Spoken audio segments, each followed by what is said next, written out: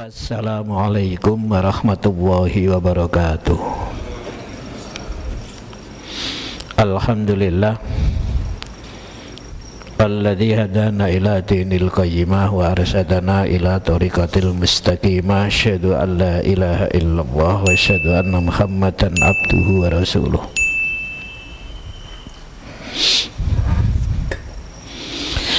Allahumma salli ala Muhammad wa ala alihi wa sahbihi ajma'in, amma ba'd. Kita lanjutkan kajian kemarin supaya tidak terlalu lama nanti jaraknya itu. Ini kan hanya sekedar ngisi momentum menjelang Idul Kurban, supaya paling tidak kita bisa mengambil makna, sehingga tidak sekedar kegiatan yang bersifat rutinitas, karena di dalamnya terdapat banyak siar-siar agama Allah, dan itu berkaitan dengan ibadah haji yang kemarin sudah kita singgung. Tuh, kita pun oleh Al-Quran diperintahkan untuk bisa memahami hakikat daripada ibadah kurban itu. Itu ada di surat Al-Hajj ayat 37. Apa kemarin yang sudah kita bahas itu? Apa kemarin? Yang kita bahas adalah pengertian ibadah kurban, lalu macam-macam ibadah kurban. Kemarin sudah kita sampaikan ibadah kurban itu adalah udhiyah dan hadiyu. Meskipun ada yang memasukkan ke dalam ibadah kurban adalah akikoh, itu ada yang memasukkan ke dalam macam ibadah kurban. Oke, kemarin gitu ya. Lalu dasar yang dijadikan oleh para ulama sebagai perintah melaksanakan ibadah kurban. Surat apa kemarin? Surat Al-Kautsar dan surat Al-Hajj kemarin ya, ayat 36. Kemarin itu di mana di surat Al-Kautsar Allah menyatakan bahwa kita ini telah mendapatkan, dikaruniai oleh Allah nikmat yang sangat banyak. Kurbano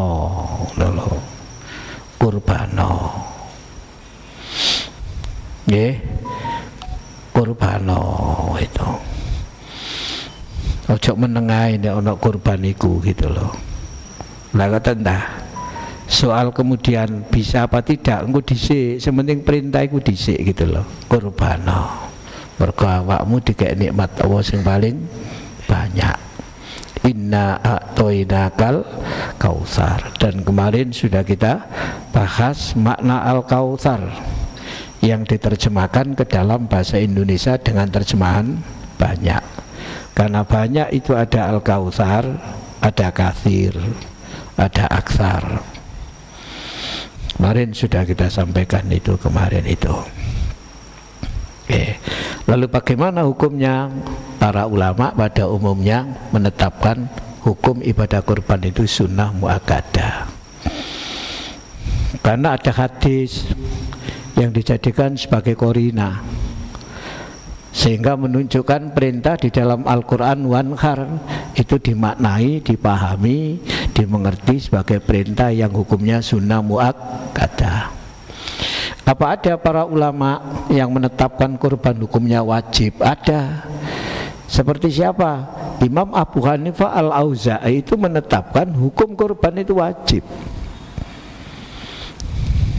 Apa? Wajib menurut mereka itu.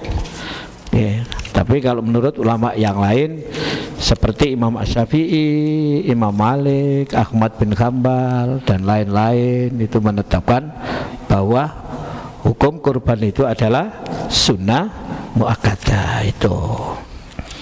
Sebab Imam Abu Hanifah menggunakan dalil siapa yang diberi oleh Allah kelapangan lalu ia tidak melaksanakan ibadah kurban, maka jangan dekat-dekat masjid ini gitu.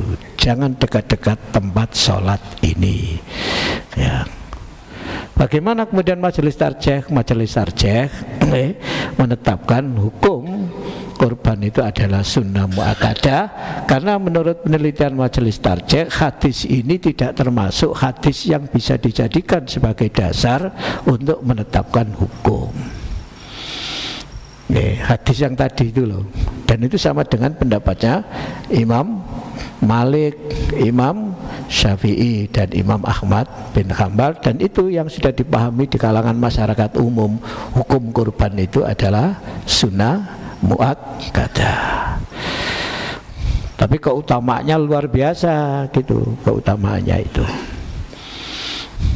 Kemarin sudah gitu ya, sampai di situ ya, kemarin itu. Dan kemarin juga sudah kita sampaikan pula bahwa ternak kurban itu bagian daripada syiar agama Allah. Ini dengan teknik sampean pahami. Saya tidak akan menerangkan nanti pelaksanaan teknisnya, nggak usah wis.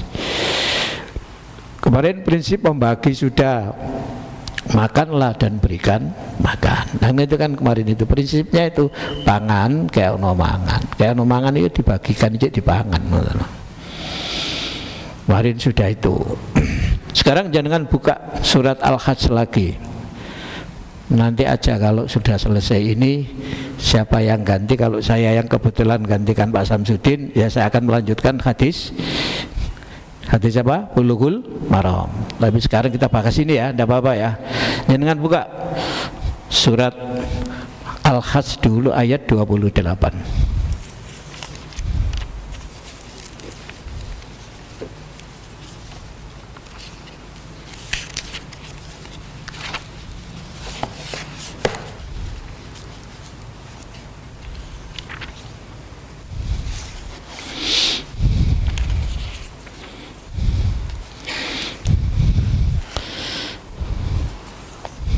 Sampun?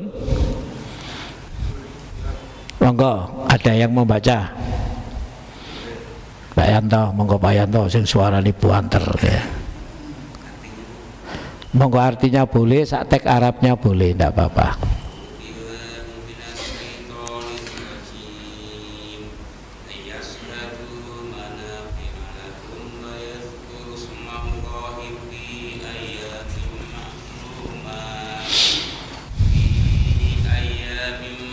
Ayat berapa itu? Ayat 28. 28 terus.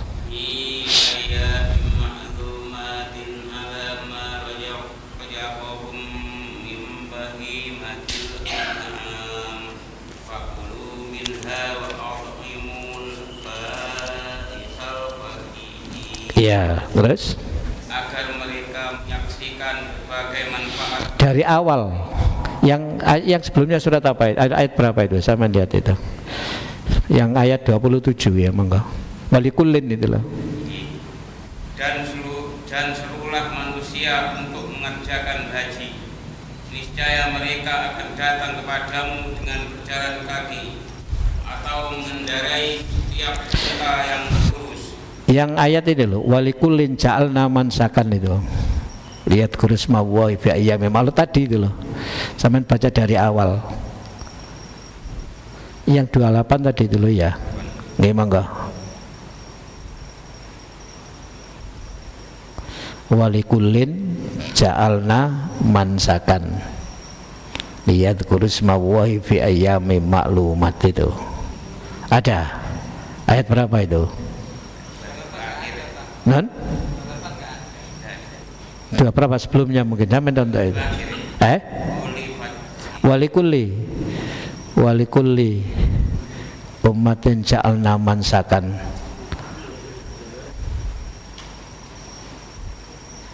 Nggak ada. Ayat berikutnya mungkin saya nggak tonton sih. Itu juga penting untuk diketahui itu.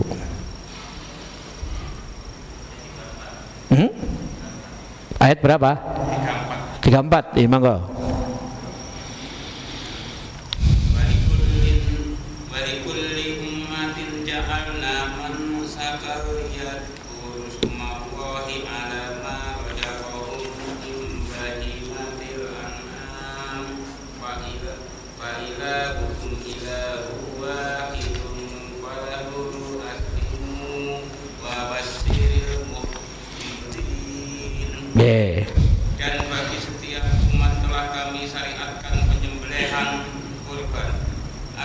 mereka menyebut nama Allah atas rezeki yang dikaruniakan Allah pada mereka berupa hewan ternak, maka Tuhanmu ialah Tuhan yang Maha Esa.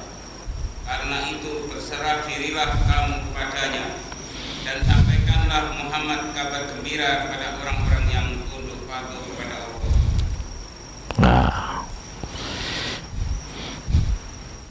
A'udzu billahi minasyaitonir rajim. Wa likulli ummatin ja'alna mansakal yadhkuru maswahi ala ma razaqahum minal bahimatil an'am.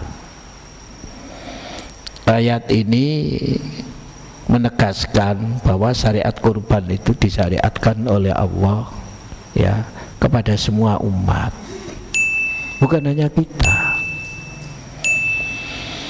Dan masing-masing itu punya syariat. Kayak ibadah puasa itu. Tuh. Ya. Kama kutiba 'alal ladzina min qablikum, ini juga sama, walikulli ummatin, tiap-tiap umat. Tiap-tiap umat. Kata Allah, ja'alna mansakan. Kami jadikan mansakan itu ada syariat. Syariat yang terkait dengan bahimatil an'am, terkait dengan kurban binatang ternak. Tuh. Gunanya lihat kurus mawahi ala marozaqamuwahu, supaya kamu itu selalu mengingat Allah atas berbagai karunia, terutama yang terkait dengan binatang ternak. Ya, dulu harta benda yang memiliki potensi ekonomi itu antara lain binatang ternak. Karena itu binatang ternak di dalam Al-Quran maupun hadis termasuk binatang yang dikenakan zakat, terutama disebutkan secara rinci di dalam hadis. Sekarang sudah nggak lagi seperti dulu, meskipun ya masih. Malah sekarang harganya binatang-binatang yang lain itu bisa lebih mahal daripada binatang ternak. Kambing cuma 3 juta, 4 juta, burung berkutut itu 10 juta ya men. Nggih Pak, lah nggih sekarang itu. Nggih. Sapi sakmono gedene sampean itu. Regane 21 juta. Kucing sakmono cilike 35 juta ya men. Lagi ta? Lho nggih. Kucing 30 juta, 35 juta, 40 juta kucing. Sambune tok lho 1 juta sambune tok. Lah awak dhewe suwak sampo 1.500 lho gak entek. Nggih Pak. Lah, jadi potensinya sudah bergeser. Makanya zakat itu juga kalau menurut fatwa Majelis Tarjih dalam Munas tahun 2001 di Gresik kemarin itu mengalami interpretasi baru Pak. Karena ya perubahan-perubahan yang seperti itu, termasuk zakat profesi, barang gitu-gitu itu dikaitkan dengan hakikat zakat itu sebenarnya apa itu loh itu. Nggih. Nek duwe 40 ekor kambing dan itu sudah dimiliki selama 1 tahun, zakatnya seekor. Saiki wong sepanjang ku gak ono sing duwe 40 ekor kambing ku gak ono. Lah 40 ekor kambing iku nek diduwekno iku nek 3 jutaan 120 juta. Tapi sing duwe 200 juta akeh. Tapi sing duwe 200 juta ngomong, aku lho gak kena kurban. Apa? Enggak ono kok sing kena kurban iku kambing kok duduk duwe kok kan sampean. Nggih. Lah iya. Kayak petani barangkali saiki petani beras. beras 6 kintal, 7 kintal kena zakat. Nang piro regane beras 7 kintal iku, 6 kintal lebih. Sak kintal pinten, Pak? Balik sak kintal 700 nggih. Sak kintal pinten niku? 70 nggih, 70 apa 700 niku? Loh. Lah iya, sampean. Lah 6 kintal mek piro sampean?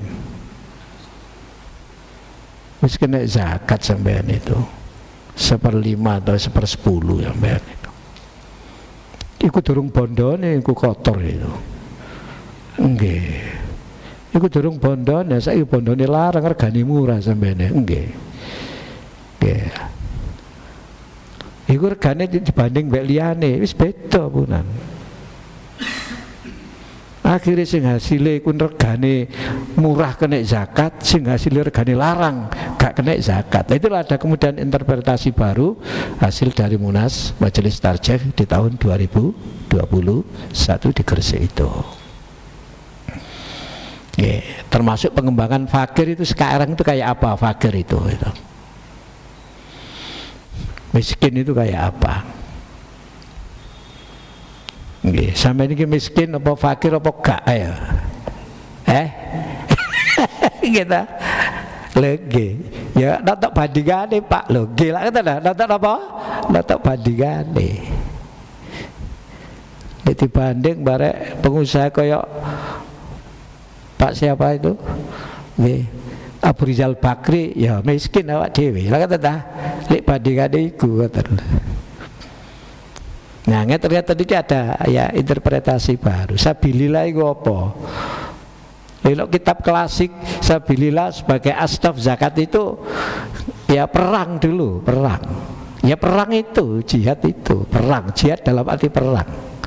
Sekarang apa kemudian konteks sekarang itu? Oh, gak ono perang koyok biyen. Berarti kan gak ono asnaf itu kan itu. Nah, itu ada interpretasi baru itu. Ibnu Sabil itu siapa? Ibnu Sabil itu asnaf zakat itu, artinya orang yang berhak menerima zakat. Sapa iku? Wong sing diutang sapa iku? Jenenge gharib. Wong saiki kabeh duwe utang. Soale apa? Zaman utangan saiki. Tuku sepatu ae utang. Sapa sing disebut gharib itu? Nah niku kan penting kan niku untuk bisa dipahami. Ya. Di zaman Nabi ku ngeten. Jangan kamu itu sedikit-sedikit utang supaya hidupmu merdeka. Tapi kalau utang segera disauri dan segera diselesaikan itu. Tergesa-gesa itu perbuatan setan, tapi ada perbuatan yang diperintah tergesa-gesa kata hadis. Antara lain apa? Nyaur utang. Ngatan sampean itu. Nah, saya kan zaman utangan saya gitu. Makanya sering saya sampaikan uang biyen niku nek gak duwe-duwe poso, nek duwe-duwe mangan. Saiki duwe-duwe mangan gak duwe-duwe utang supaya iso mangan kan saiki. Wong mbek kopi nyatet ana warkop ya. Nggih, Pak. Belanja nang pasar iki lho, nyatet lho sampeyan. Zamane. Lah ngoten niku termasuk gharib napa mboten ngoten. Ngeten iki gharib napa mboten? Lah kan iya kan? Iya. Yang dikendaki gharib pada waktu itu bagaimana itu? Terus gharib sekarang itu kayak apa? Artinya orang yang berhutang pada waktu itu kayak apa? Orang yang berhutang pada saat ini itu kayak apa? Fikih klasik misalnya menetapkan orang yang berhutang itu dianggap miskin dan dia tidak wajib haji sebelum hutangnya disauri itu. Termasuk korban juga nggak disuruh punya hutang kok korban. Tapi kalau sekarang kan gitu ya, apakah orang yang punya hutang itu dianggap miskin? Ya belum tentu kan itu. Wong sing duwe mobil Mercy ya sing diutang, sing duwe pabrik, nggih. Wong sing duwe karyawan 5.000 yang duwe utang, apa miskin itu? Nah, inilah maka kemudian di zakat itu ada reinterpretasi itu. Ada pemaknaan dalam konteks kekinian dan kedisinian, di sini dan sekarang itu loh. Itu akan berkembang terus yang begitu itu nanti. Nah, kembali kepada sini. Oleh karena itu di dalam Al-Quran ditegaskan ada syariat itu yang antara umat yang satu dengan yang lain berbeda tapi prinsipnya sama. Ya. Jadi sebenarnya berdasarkan ayat ini gitu ya, kurban itu sudah lama sebagai salah satu syariat di dalam agama ini. Sampai bisa buka surat Al-Maidah itu ayat berapa itu? 27, 29 itu. Itu menceritakan kurban pada zaman Nabi Adam itu. Dan kemarin sudah saya singgung itu. Cuma kurbannya pada waktu itu bukan berupa penyembelihan, bukan. Tapi ada ibadah kurban. Disebut oleh Quran dengan kurbanan itu. Disebut.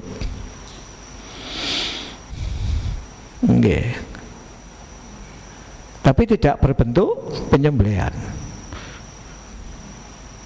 Sesuatu yang dikorbankan, diperuntukkan itu sebagai bentuk ibadah.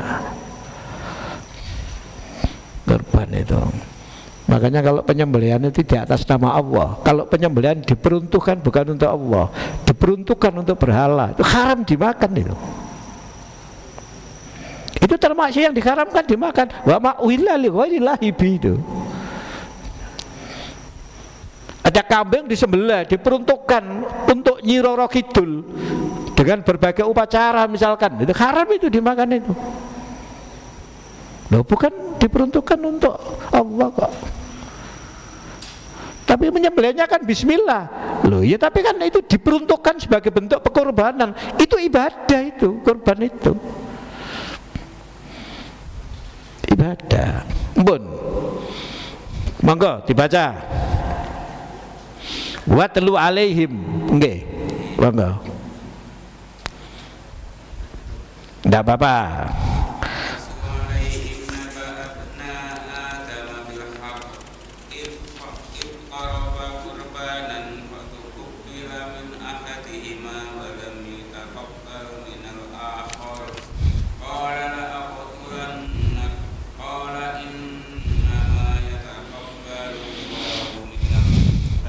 Nah, ini kurban itu yang pertama itu ada syariat kurban pada zaman Nabi Adam. Monggo sampeyan anu. Ceritakanlah Muhammad yang sebenarnya kepada mereka tentang kisah kedua putra Adam.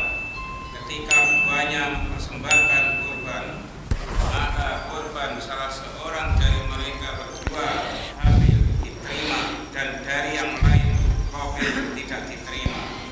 Dia Qabil berkata, sungguh aku pasti membunuhmu. Dia Habil berkata, sesungguhnya Allah hanya menerima amal dari orang yang bertakwa. Terus si Allah watlu alaihim naba abnai Adam bil haq.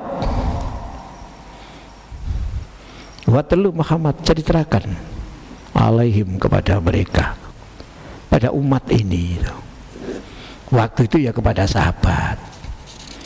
Karena yang mendengar langsung dan yang dibacakan langsung, dijelaskan langsung oleh Rasulullah itu adalah para sahabat saat itu. Bacakan. Apa yang dibacakan diceritakan kepada mereka kisah, cerita kedua putra Nabi Adam yang diperintah untuk melaksanakan kurban. Siapa kedua putra Nabi Adam itu? Kalau di dalam kitab tafsir disebut Qabil dan Habil.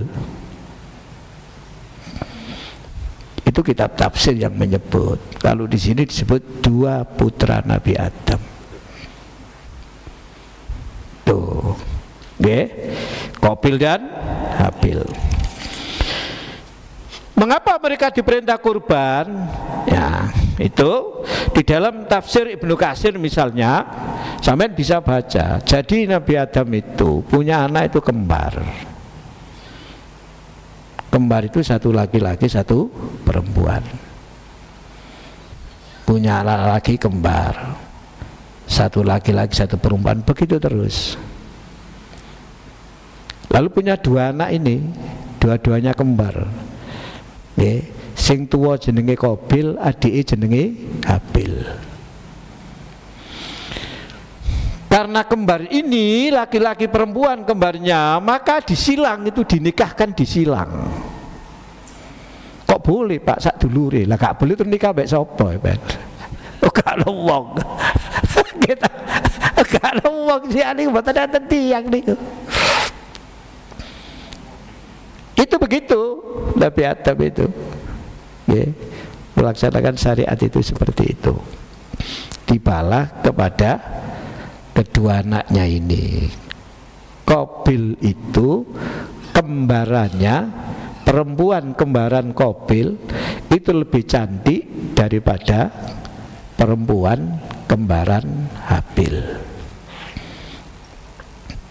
Itu mestinya Qabil itu nikah dengan kembarannya Habil, Habil nikah dengan kembarannya Qabil. Tapi Qabil nggak mau. Itu menurut tafsir Ibnu Katsir itu. Qabil mboten purun itu. Gak gelem. Mulai apa? Ya, lho, ikan dulur kembarku. Saya lebih berhak. Ya. Padahal sadurunge nggih pun ngoten niku. Duduk mulai dulur kembar ya, boleh lebih cantik. Lah wong kok dekon milih sing gak cantik, ono sing cantik. Kata Pak Ge. Loh, manusia itu kan punya kecenderungan kepada perempuan, dan itu dinyatakan oleh Allah di dalam Al-Quran itu. Dan Nabi juga sudah menegaskan salah satu yang bisa menjatuhkan laki-laki itu kan ke perempuan juga itu. Salah satu yang bisa menjatuhkan Bani Israel itu juga perempuan. Zuyyina linnasi hubbus syahwati minan nisa. Dijadikan indah dalam pandangan manusia itu apa-apa yang disenangi, dicenderungi. Apa itu? Perempuan. Nah, sampean perempuan. Gak gelem Qabil iki, gak gelem, tetep pokoknya kudu dinikahno barek kembarane Dewi, dinikahno mbek kembarane Habil, gak gelem. Akhirnya Nabi Adam memerintahkan agar mereka itu berkorban untuk menentukan kalau begitu kurban saja, siapa kurbannya yang diterima nanti akan bisa mengawini kembarannya Qabil. Dan nah, sebelum pelaksanaan kurban itu dilaksanakan, Nabi Adam itu dipanggil oleh Allah untuk mencari tempat yang kemudian disebut dengan rumah Allah. Ya sekarang ya Masjidil Haram itu, Ka'bah itu.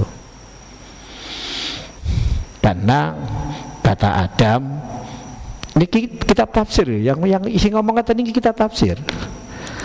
Karena Nabi Adam itu, karena Allah itu punya rumah dan Adam belum tahu, disuruh untuk melihat rumah Allah itu.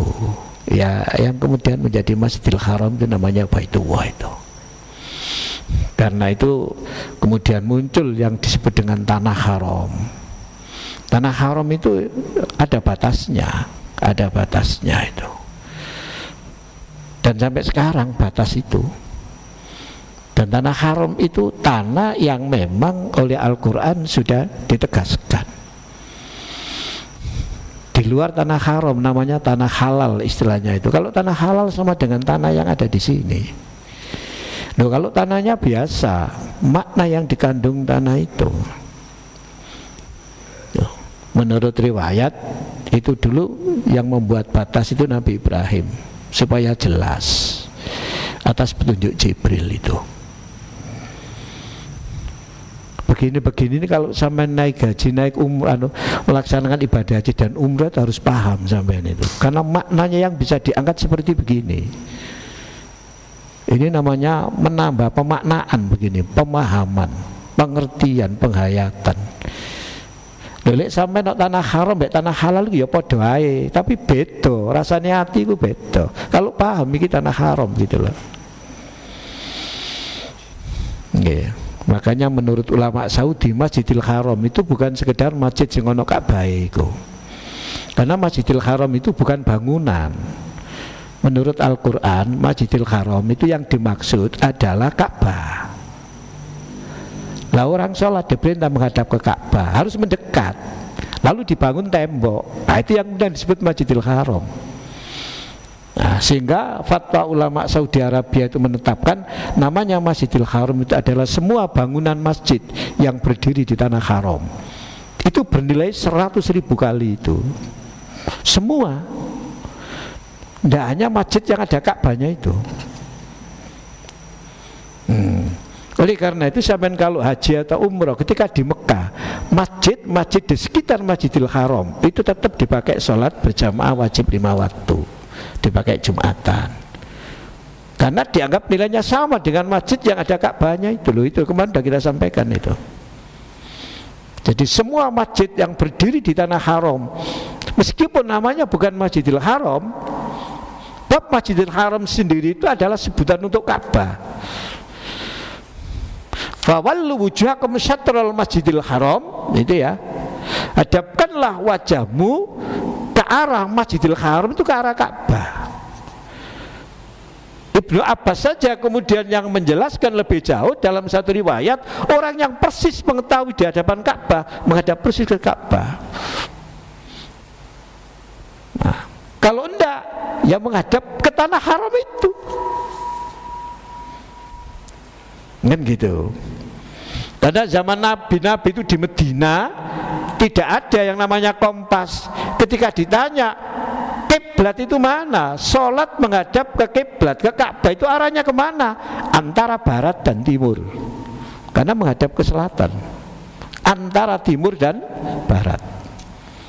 Sebab Medina itu ada di sebelah utaranya Mekah, jadi menghadapnya ke selatan. Masjid Medina itu menghadap kemana Pak? Masjid Medina menghadap ke selatan, antara timur dan barat. Kalau di sini enggak, beda. Sebab ketika ada perubahan arah masjid yang rodok menceng itu kadang jadi perdebatan gitu ya itu. Apalagi sampai Masjid Al-Falak Surabaya itu kalau betul-betul ya arahnya persis seperti kompas, itu miringnya 24 derajat habis itu, karena masjidnya tidak memanjang, melebar separuh itu kan 24 derajat ya, tinggal separuh. Makanya kemudian hadis itu yang dipakai. Tapi ketika memakai hadis itu diperdebatkan zaman di mana? Saking di situ nggak diperdebatkan. Semua bisa menerima dan memahami bagaimana keterangan menghadap arah kiblat. Tapi ana wong sing ngototan iku angel sampean. Iso dadi rame ngene sampean ya.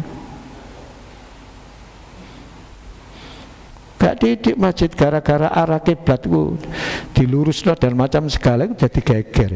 Nggak ketinggalan, sampean pernah itu tahu yang terjadi di Sambisari itu? Pernah dengar Pak? Sambisari itu loh, Sambisari. Nanti tanya Pak Badarman saja, Pak Badarman yang kebetulan datang ke sana itu. Itu masjidnya kan bangun di depan ya. Nah kiblatnya dibenarkan itu. Wah itu udah sampai jadi apa sampai itu.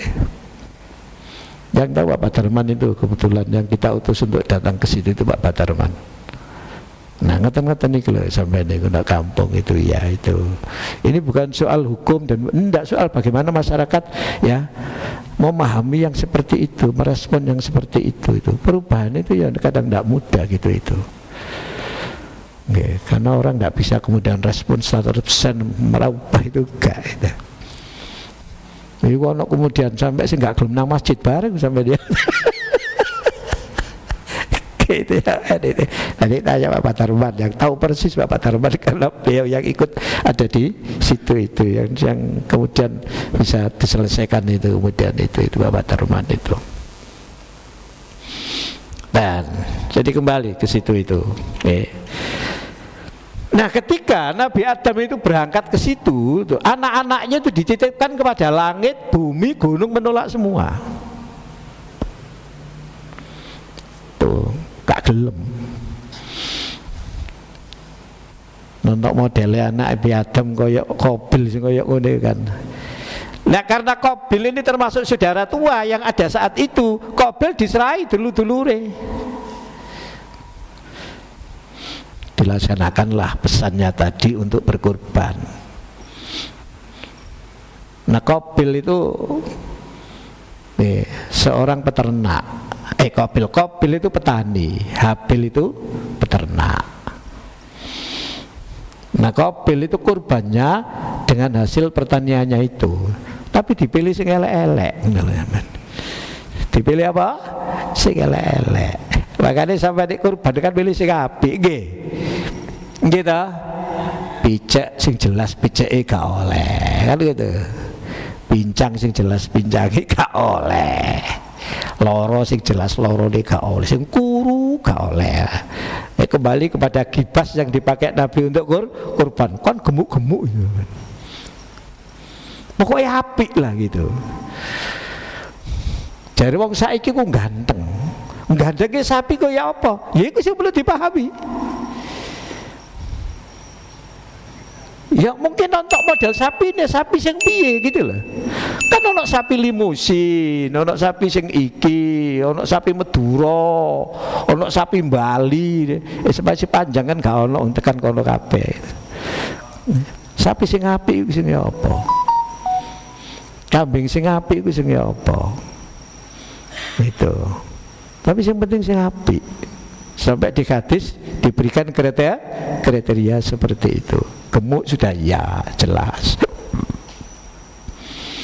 Sampai dengan usia itu loh. Meskipun kemudian usia ini apakah harus seusia seperti itu, atau usia itu menandakan bahwa binatang ini sudah layak dijadikan untuk kurban dalam rangka memenuhi kriteria binatang itu baik. Misalnya begini, unta itu menurut para ulama fikih berdasarkan keterangan hadis yang disebut musinah dan lain sebagainya, itu unta itu 5 tahun usianya. 5 tahun, sudah 5 tahun. Kalau sapi itu 2 tahun. Tuh. Kalau kambing sudah 1 tahun.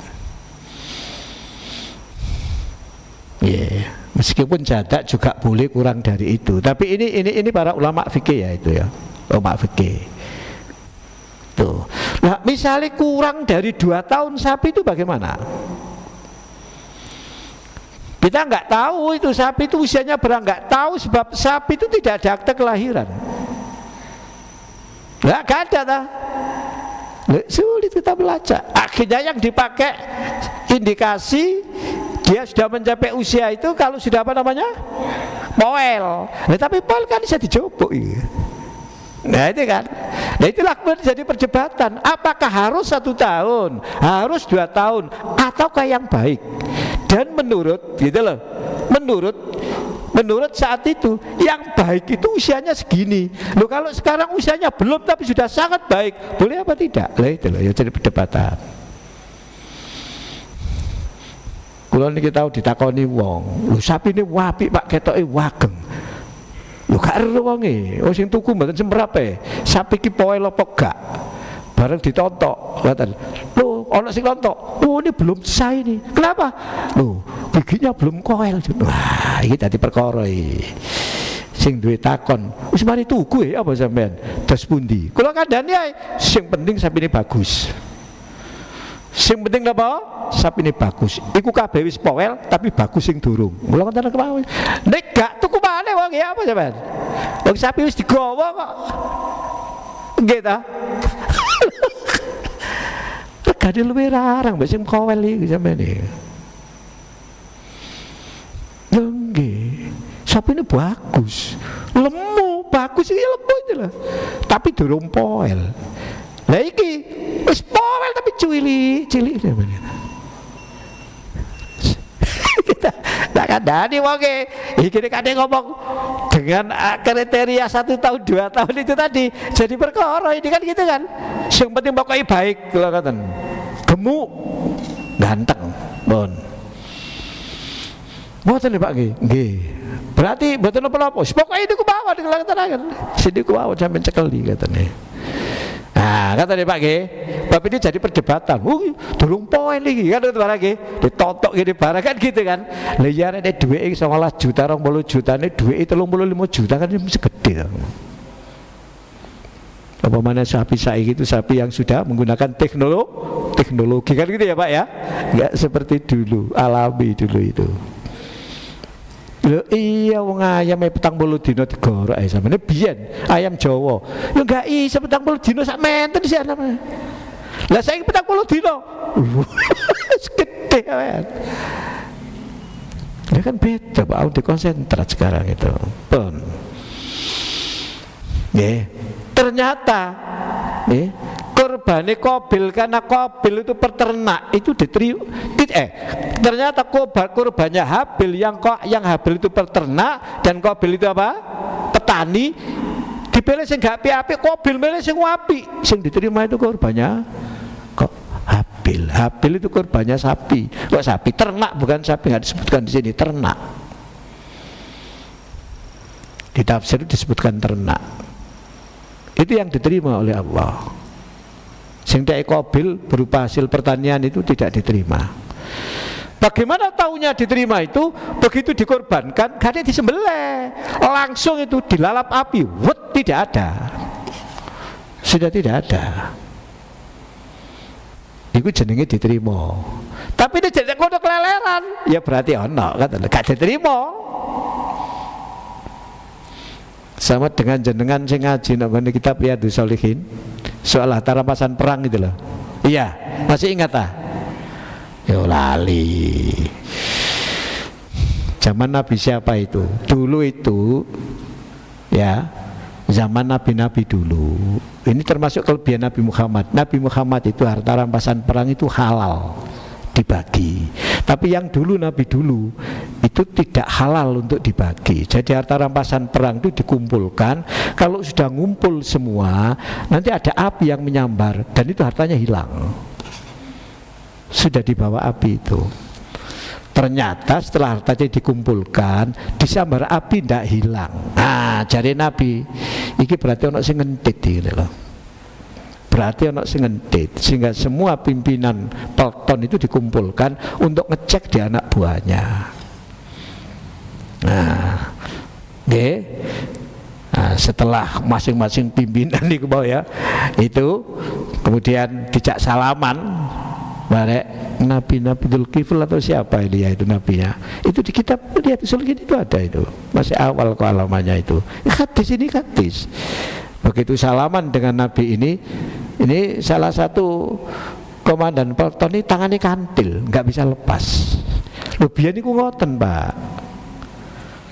Gitu-gitu itu disaksikan tuh nggak seperti sekarang. Loh ini ku hadis itu kurangan hadis di kitab Riyadhus Shalihin. Siapa sudah kaji pagi sopo itu pagi hari Ahad itu. Begitu kantil, nah ini di anggotamu ini ada yang ngentit harta rampasan perang. Kamu dicari, ketemu. Ternyata apa?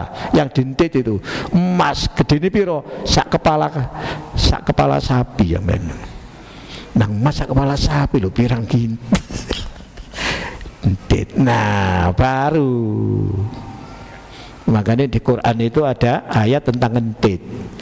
Oleh Nabi Muhammad ya tahu dituduh ngentitan harta rampasan perang, sehingga Quran menegaskan gak ono nabi ngentitan itu gak ono. Maka nali nabiin ayahullah itu gak ono. Sopo sing ngentitan mene dina kiamat barang sing dintit itu akan dibawa menghadap Allah. Wis saiki akeh ngentitan. Ya, seko bungkusan dintit. Nek kene gak ono. Betul ternyata Pak nggih? Lho tak enak ngene. Gentit nggih. Makanya gentit, mencuri, merampok gitu nggih. Ya. Membegal itu kan ada sendiri toh Pak itu. Nggih. Itu gentit. Ya, jadi Nabi ku gak ono sing ngentitan, Nabi kok ngentit iki mau ngentit iki mah. Nah, begitu sudah dikumpulkan, lalu sudah hilang. Ya sama dengan begini ini.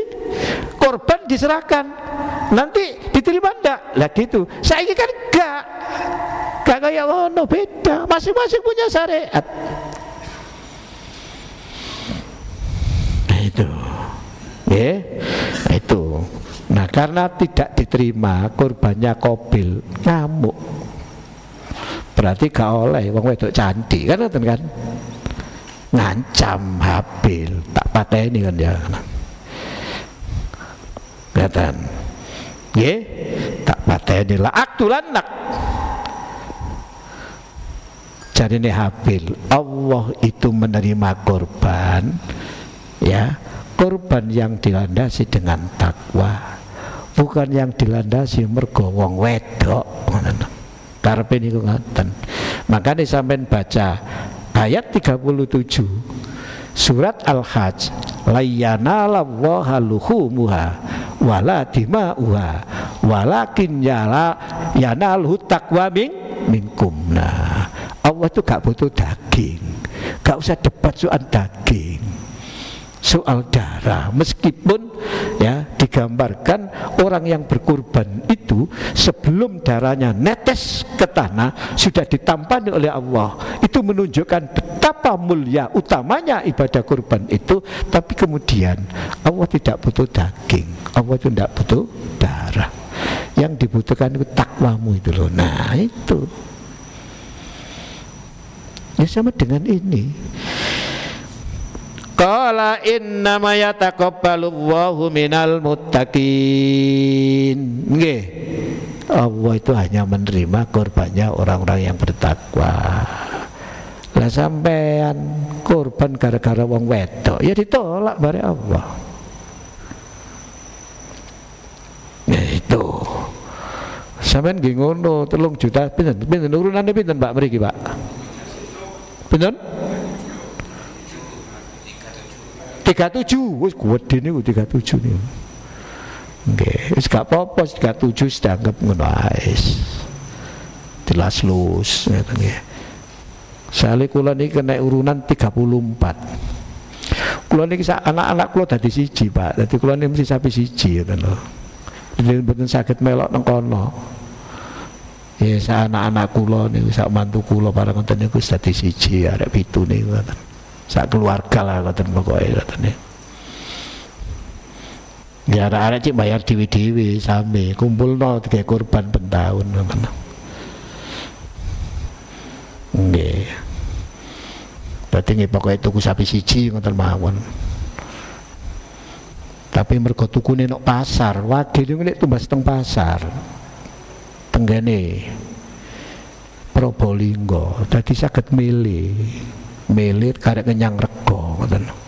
Nek tuku nang nggone petani nggih tepak-tepakan, ana sing tepak gedhe, ana sing mboten, kadang ana sing regane ya rada murah, enten sing larang ngoten. Tapi yang penting takwanya itu sampean. Walakin yanaluhu taqwa minkum. Nah ini. Jadi enggak usah berdebat soal daging, soal kulit, soal tambah gak takwa sampean ngono. Itu sama nek maca ketentuan kurban menurut fatwa Majelis Tarjih itu sudah ada. Kulit bareng ku diapakne niku pun enten sampean. Oleh gak kulit didol niku pun enten. Panduane didol iku gawe apa? Sing ngedol sapa? Nek sing ngedol sing kurban untuk kepentingan sing kurban gak oleh. Lu gak oleh. Pak Yanto kurban kulite didol. Gawe apa didol? Lumayan oleh badi. Gak oleh, gak oleh. Oh sempat dikurbanno kok dijaluk maneh. Nek dipangan mau kena. Tapi untuk kepentingan umum, itu Majelis Tarjih boleh untuk kepentingan umum. Memang fungsinya itu pemanfaatan, sebab kulit itu enggak seperti daging. Pemanfaatan. Loh. Monggo, gak usah berdebat, wis mari niku wis mari. Jadi keputusan sudah selesai, tinggal kita menggunakan itu. Cuma awak dhewe kadang-kadang di tingkat bawah itu kita sing kemudian tidak lagi memedomi yang begini ini. Mungkin gak oleh, oh iki oleh, ya geger karepe dhewe, tambah gak diterima kurbane. Nggih, Pak nggih. Lha gitu ta sampean. Sama ribar sampean gitu. Pun, sampean terus satu satu ayat lagi aja. Atau 2 ayat, monggo sampean terusno. La in basatta ilayya yadaka, monggo itu. Jika sungguh jika engkau qabil menggerakkan tanganmu kepadaku untuk membunuhku, aku tidak akan menggerakkan tanganku kepadamu untuk membunuhmu. Aku takut kepada Allah. nah, bareng diancam barek Qabil, Habil ngomong, lek kon menggerakkan tanganmu untuk membunuhku, aku tidak akan menggerakkan tanganku untuk membunuhmu karena saya takut kepada Allah. Nah itu wong takwa itu. Gara-gara korban wong wedok membunuh ya ben. Ya pancene nggih ngono saiki ya ngono padha ae saiki iku. Nggih.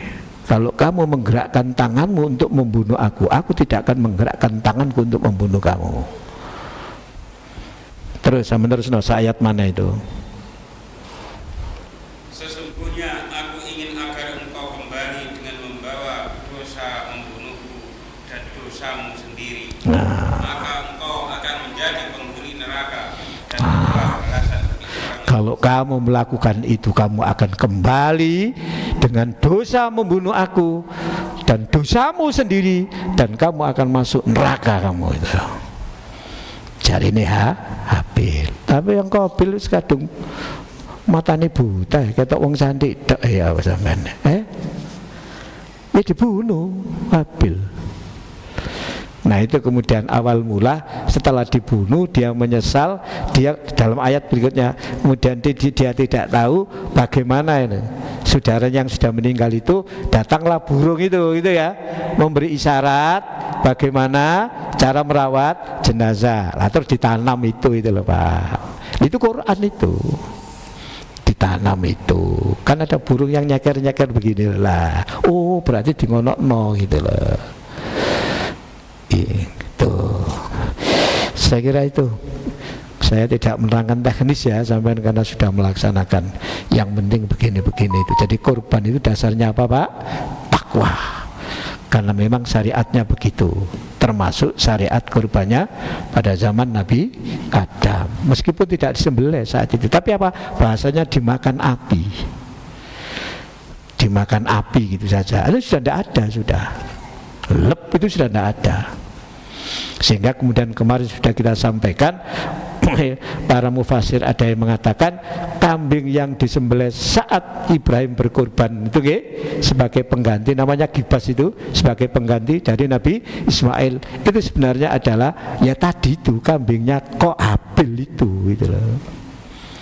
Menurut para ulama tafsir, misalkan tafsir Al-Qurtubi nerangkan seperti itu.